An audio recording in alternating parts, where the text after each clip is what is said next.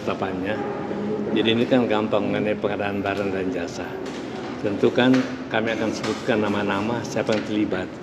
Pengguna anggaran adalah Pak Dadang, kemudian kuasa pengguna anggaran adalah Pak Nyoto, pejabat pembuat komitmen adalah Budi Utomo, Ermas, dan Insinyur Dohardo. Pemberi verifikasi izin dapur adalah Sony Sanjaya. Itu intinya.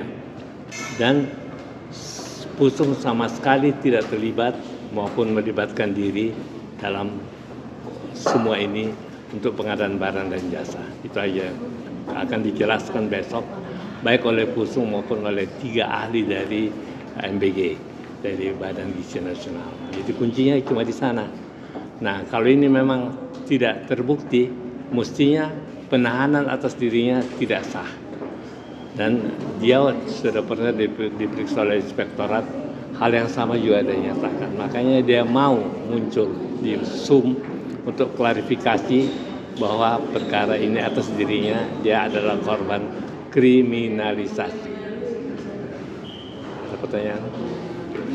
Bukti-bukti apa saja Pak yang sementara sudah diserahkan pada... Kalau ini kan laporan klarifikasi dari inspektorat. Ini bukan yang kembali mana bukunya bukan.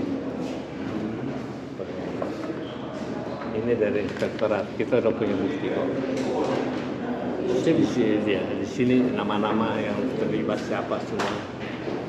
Jadi mengenai motor, mengenai bangunan-bangunan, mengenai sandal, mengenai titik-titik dapur. Bukti ini sama nggak Pak waktu di PN Pra-Peradilan PN Selatan? Sama. Cuma sekarang kan bedanya di selatan nggak dikasih SUM.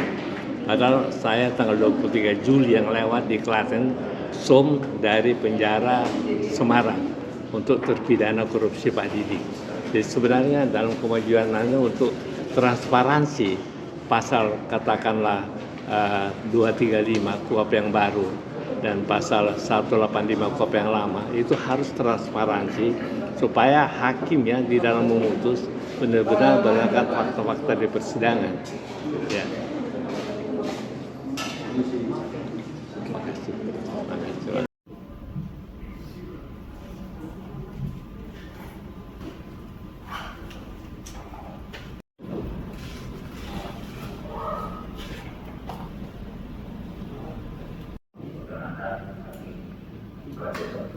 Hari ini harus sudah siapkan untuknya. Ya, oke. Begitu ya.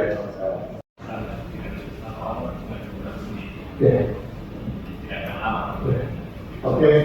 Berarti besok 3 saksi dan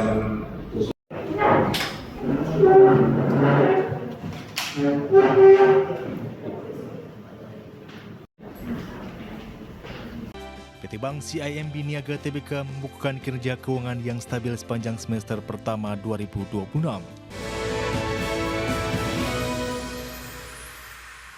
PT Bank CIMB Niaga Tbk membukukan kinerja stabil di sepanjang 6 bulan pertama tahun 2026 dengan laba bersih konsolidasian mencapai 3,44 triliun rupiah.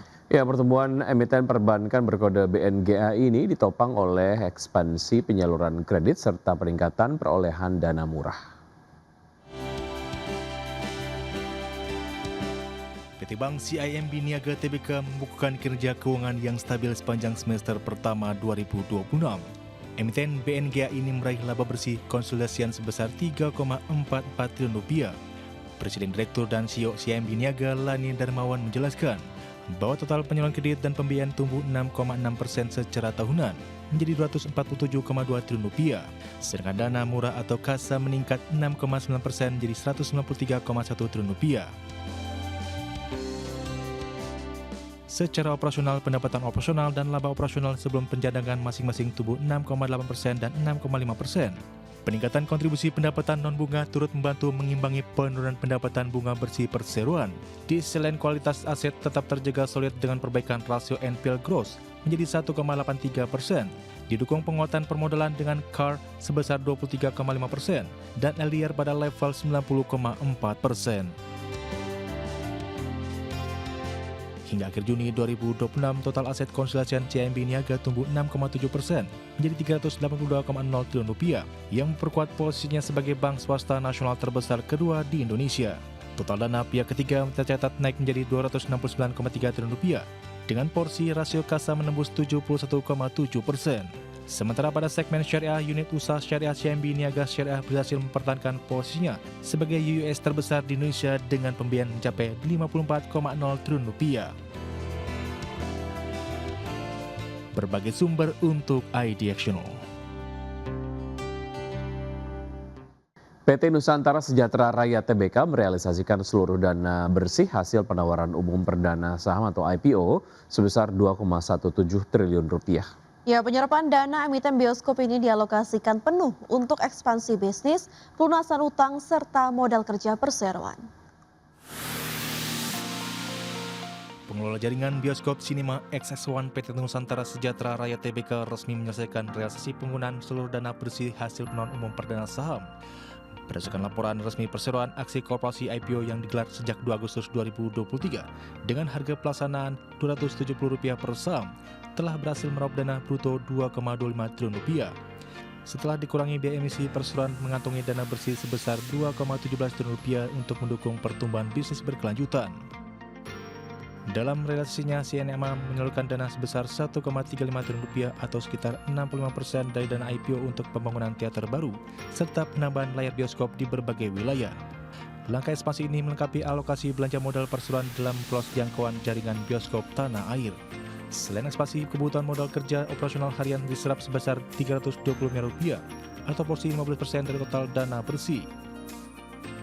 Guna memperkuat profil struktur keuangan dan menekan beban bunga, CNMA mengalokasikan sekitar Rp500 miliar atau 20% dana IPO untuk pelunasan sebagian pokok utang.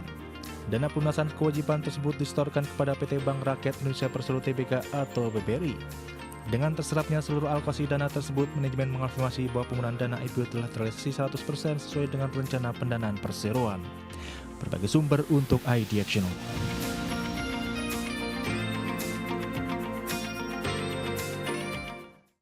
Ya, kalangan analis pasar modal mewanti-wanti resiko yang perlu diwaspadai investor terhadap sasaran indikator makro dalam rancangan APBN 2027. Analis menyatakan target pertumbuhan ekonomi sebesar 6% cenderung ambisius. Meski demikian, target tersebut diyakini mampu menjadi sentimen positif bagi pasar saham dalam jangka pendek. Pidato kenegaraan mengenai rancangan anggaran pendapatan dan belanja negara 2027 telah mendorong laju indeks harga saham gabungan menguat pada perdagangan Jumat 14 Agustus.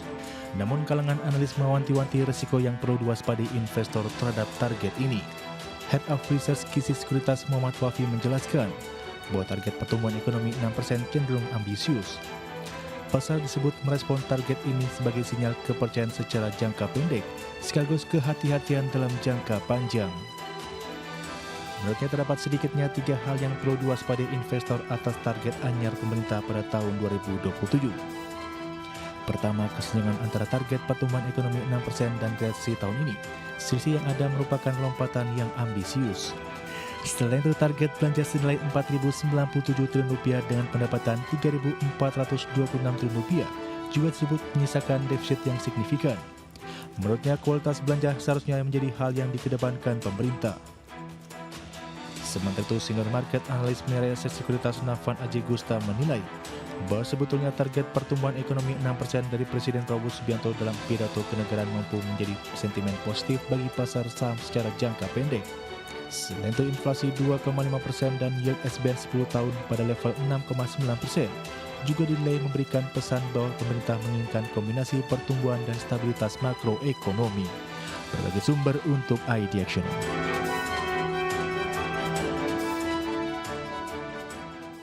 Harga minyak melonjak lebih dari $2 per barel di awal pekan dipicu kekhawatiran terhadap pasokan global setelah pesimisme investor terhadap upaya diplomatik mengakhiri perang Iran semakin meningkat. Presiden Amerika Serikat Donald Trump mendesak Iran menyerah dan mengancam akan menyerang Oman jika negara tersebut menghalangi upaya Amerika. Minyak mentah berjangka Brent ditutup melonjak 2,65% menjadi $90,87 per barrel, sedangkan minyak mentah berjangka West Texas Intermediate menguat di 2,55% menjadi $84,5 per barrelnya. Donald Trump mengatakan Amerika tidak sedang mencari perpanjangan nota kesepahaman dengan Iran. Ia juga menyebut Iran tidak akan membuat kesepakatan seperti yang dianggapnya diperlukan. Sementara itu, seorang pejabat senior Iran mengatakan kepada Reuters bahwa Teheran akan meningkatkan ketegangan di Selat Hormuz dan wilayah sekitarnya, serta melancarkan serangan apabila Amerika Serikat gagal sepenuhnya menerapkan kesepakatan damai sementara dalam beberapa pekan mendatang. Terima kasih Anda masih bergabung bersama kami. Pemirsa, PT Gudang Garam TBK resmi memberikan suntikan dana modal senilai 200 miliar rupiah kepada anak usahanya PT Surya Doho Investama. Ya, tambahan modal emiten berkode GGRM ini dialokasikan penuh guna mendukung kelancaran kegiatan operasional Bandara Doho di Kediri, Jawa Timur. PT Gudang Garam TBK resmi memperkuat struktur pemurnian anak usahanya PT Surya Doho Investama atau SDHI, di mana Direktur Gudang Garam Istata T. Sidarta menyampaikan bahwa perusahaan mengucurkan dana sebesar 200 miliar rupiah.